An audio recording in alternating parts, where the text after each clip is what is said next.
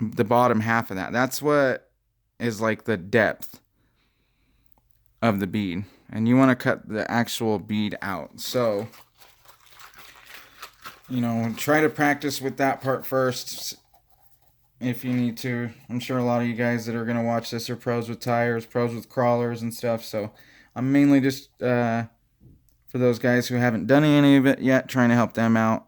Hopefully we'll get some more people into the crawler community. So like I said, I will give this line one puncture, and that's that. And then again, I will try to get my tires, that line, this line here where the tire meets. That's where I'm going to try and get the edge of my scissors, of where they're actually going to cut.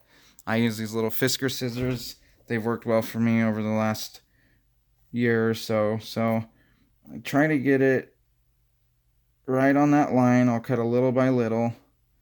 Sometimes it takes sticking your hand in there and stretching it out a little bit just so you can see exactly where you're cutting. So now that you can get the scissors in there more, now you'll be able to follow that line a little easier and make nice long straight cuts. And hopefully this turns out good. If not, I'm not posting the video. But it's fairly easy once you find that. I mean, you can see the line, but you just got to kind of find that perfect little, center of where your scissors are actually going to cut. So now that I got a big old opening here, it's actually getting, pretty easy. Again, just take it real slow, just nice and easy. You'll want to do this to the inner and outer beads of the tires. The tires are what I've gotten more questions from people for, other than, how to do this weight setup. I'm just testing out this weight setup, so I've had a couple people who have bought in it and asked me, hey, how do I set this up, when I've been using Psycho-Pat's setup. So I'm really glad to have gotten the new setup. It is, fairly similar, so I was able to help a couple people out that did buy it right away. Just comparing it to the way Barry's wheels work with Psycho-Pat's weight hangers.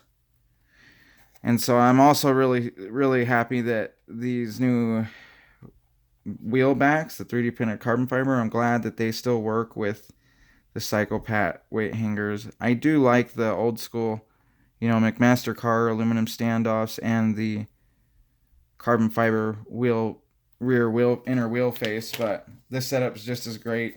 And then, a lot of people prefer to hit it from adjust their weights and stuff from the outside of the wheel, which is cool, but I like doing it from the inside just because I can move the axle out of the way. So, as you can see, I did make a mistake here, and then this is where we started with my razor.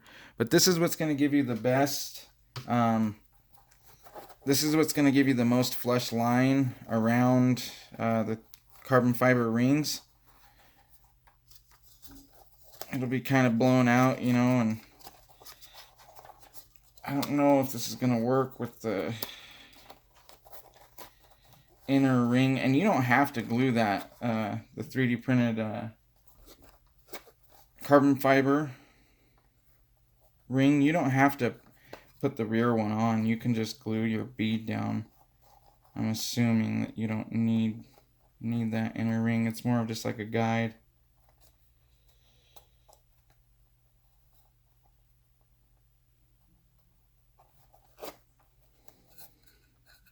So yeah, these didn't turn out too great.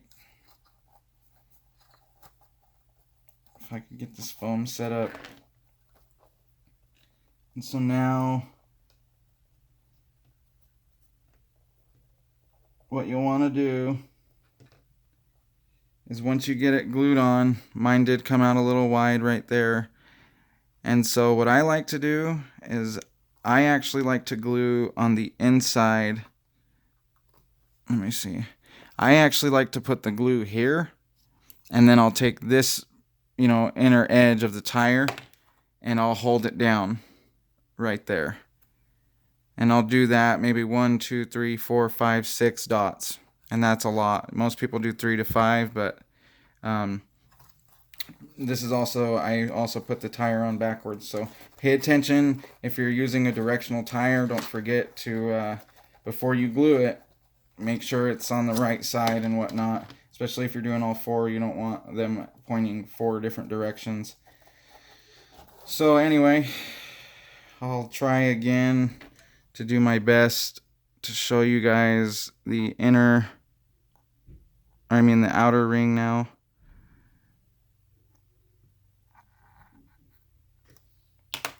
Poking it from the outside just because, but I would seriously recommend not to cut from the outside. Just because it's going to come out a little wonky. You know, like the tire I showed you a minute ago. So again, let me find that hole.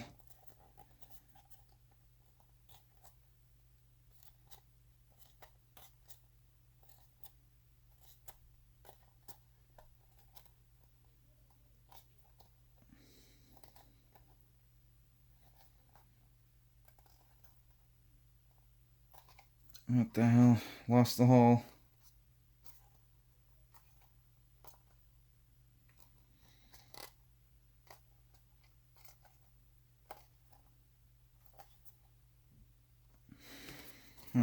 Maybe I didn't make one. So again, just try to be, so this is your sidewall here, just try to be as flush to that as you can. And I just went a little in, but that's okay.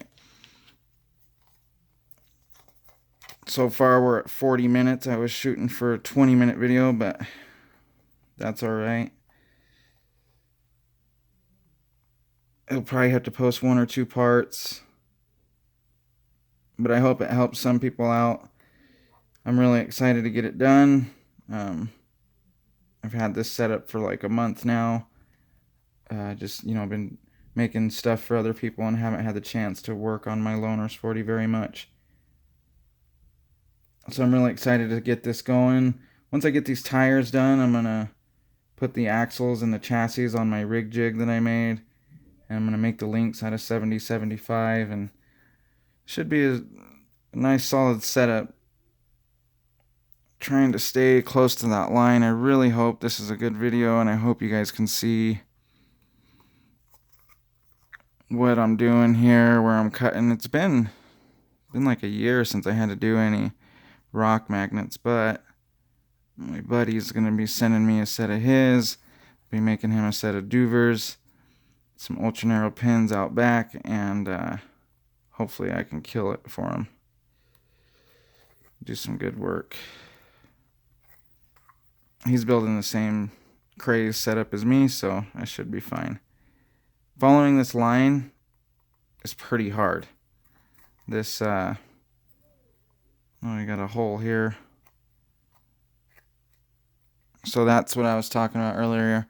Ripping it over these big ass wheels, the dubs. It can break your glue if you didn't get, you know, a good amount of glue when you built the tires and stuff. But if you guys aren't putting new sidewalls in and whatnot, then you shouldn't have anything to worry about, because narrowing them, it just gets a really, really strong bite. You know, that's like the worst you're gonna see right there from a narrowed pin. But these are really held together pretty well. These ones are ultra narrow. They're completely done. These are ready to drive. Those are going to be the rear tires, high altitude performance wheels. I had those cut in 3mm carbon fiber because my Berg kept breaking them. So let's see. Okay, so this is the outside. That means this is going to be my left front tire. This one actually turned out a lot better. This one I didn't make any mistakes on, but it's still definitely not my best work. You can see here I kind of have a big old glob of glue, but it turned out pretty good. Anyways, we're about 45 minutes, so I'll try to get this wrapped up. Try to trim that off a little bit from where I put my X-Acto knife in. Just a little lump there.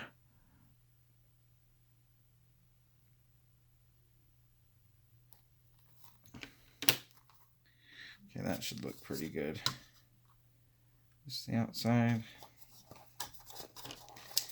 And then I'm going to go ahead and just glue it to the wheel, and I can just touch up that hole later. It's not like a big deal. Some of my other tires have a couple of those, you know, holes in them and stuff, and I'll deliberately put holes in there to vent my tires. Okay, so this one turned out pretty clean. That's the outer side. And you can see that it also helps, you know, like it'll just hold itself there, which is going to be really, it's going to really help me out with the glue job. So you also want to check your foam, make sure it's not like wrinkled up in there or anything from putting the tire on. I'll just go around it once or twice, pull it out, and then the inside, do the same thing, you know, kind of work against itself. And plenty of room to work with all this stuff. You just got to kind of manhandle the tire and pull your glue apart like I just did.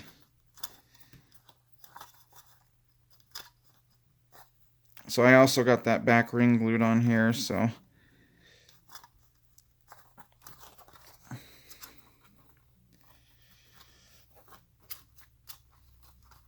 we'll be able to get the inner bead glued down as well. There's no, you have to do this one first or that one first. Nothing like that. Just gotta have patience with that, with gluing them. You know, like you might wrinkle it up or something on one side and cause your tire to be a little wonky. So these actually both turned out pretty good. They just seem really, really like they have a lot of slack in them, but this should be fine. So again, like I said, I'm gonna try to do my best to get. I'm gonna try to get the glue on this edge of the carbon fiber ring, like the top edge there, and just push the bead down. The new bead we've made, try to get that inner edge glued down. You want to do more than just a dot. Like I like to do like a 1/2 inch dab, you know, just a little bit. But my main thing is making sure that it's flush and making sure that it's got a good bond. Whether you decide to glue it on the face, whether you decide to glue it on the edge of this ring like I do, you could even do both. Like I'll get a little bit back there and then just, you know, kind of want to be careful when I'm pushing it down. Don't want it to stick to the face before it meets the edge of that carbon fiber ring.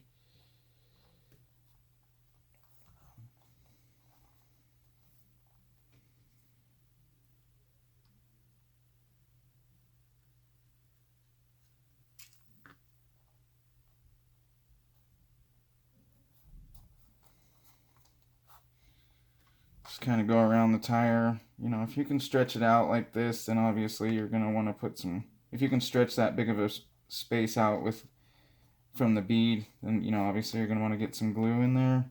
And there's like no limit to, oh, you got to have 5 dots or nothing like that.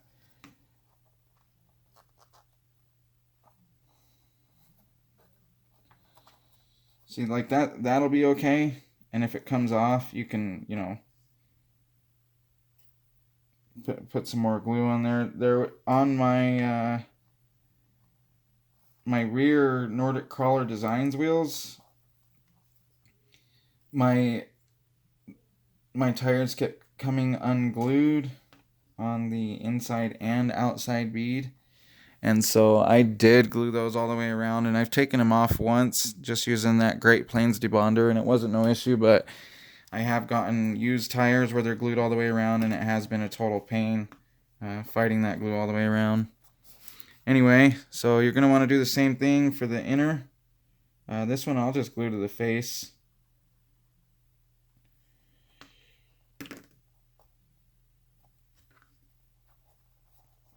Make sure I'm setting this up right.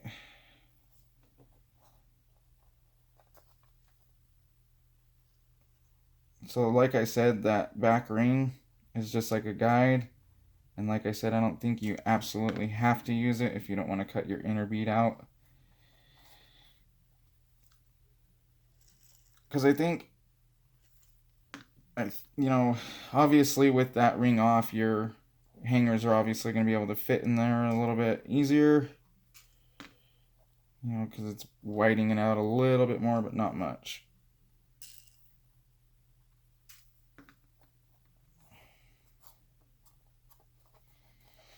And that's that. A little bit more here, actually.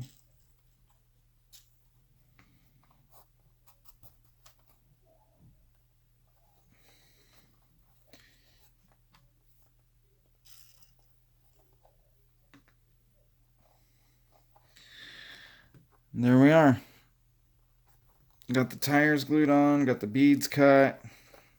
My foam's hanging out a little bit, but that'll center.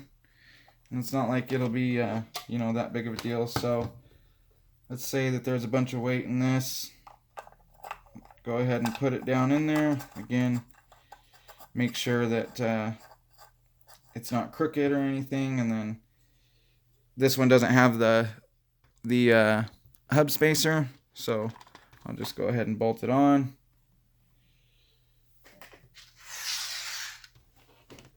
Oh shit.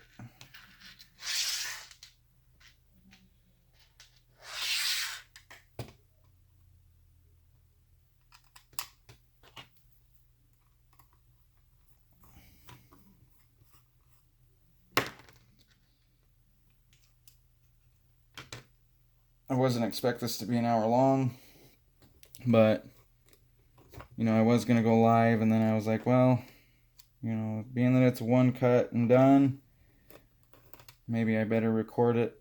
That way we can watch it more than once.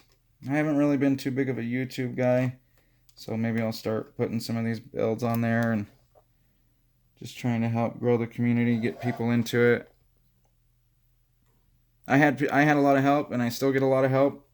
A lot of those Oregon guys, they help me build my rigs, give me advice, tell me when I'm being stupid, you know, tell me when I have a dumb idea. So don't be ashamed to ask for any help. I'm always happy to help people out. Like I said, I'm fairly new to this myself, so if you guys need any help, just let me know. So being that this one isn't flush, it is rubbing a little bit more on. So the back of the carbon fiber face is rubbing on the carbon fiber steering arm.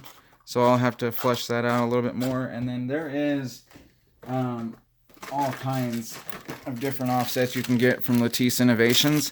You buy a bag of hubs, 4 hubs, and it's going to come with different sizes. So, you know, it'll come with thick ones, medium ones, and then even really super small ones. So maybe I'll throw a super small one on this setup if I can't get that carbon fiber steering arm down, but it looks like it's going to be fair where it is. And then, again, I'll probably have to throw in the, I think that is what I did. Being that I'm not using this wheel hub, I think I had to use a 3D printed carbon fiber spacer. But however wide you want your setup is going to determine. Oh, that's not the right screw. Is going to determine, you know, whether you're using this spacer, that spacer, this screw, that screw. So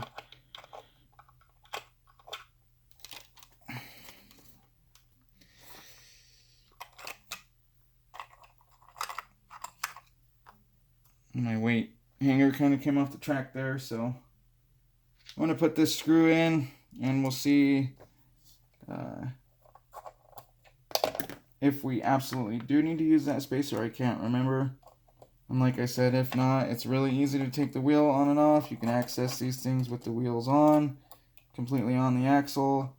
But you can, I think you can even access the tungsten slugs from the axle, from the outside of the wheel. I think that was actually what Barry's intention was. So anyway, I didn't need to use that. I didn't need to use that 3D printed spacer, and it bolted up just fine. And looks like everything's gonna work out there. Like I said, I will need to shave that carbon fiber steering arm down a bit, but anyway, fair setup, should do good. Definitely nice to be able to get it all in one spot now and not have to shapeways everything. Not that that's very hard or anything, but sending 35 links to people getting into this hobby, so it's nice to be able to say just message Barry Sobel, and we have a one-stop shop there for his entire wheel and weight setup. And you can't deny this wheel design is sick. It's very clean design. Barry's machine work is awesome. He also makes these, he makes a lot of things, but I've always been fascinated with the carbon fiber he chooses. Is just this really nice matte carbon fiber. So if you go with his setup, it should work great for you. I've had a lot of great luck with it. And again, like I said, if you want to just get his wheels and use Psycho Pat's weight hangers, they work together great. So, and again, any questions, just let me know. Later.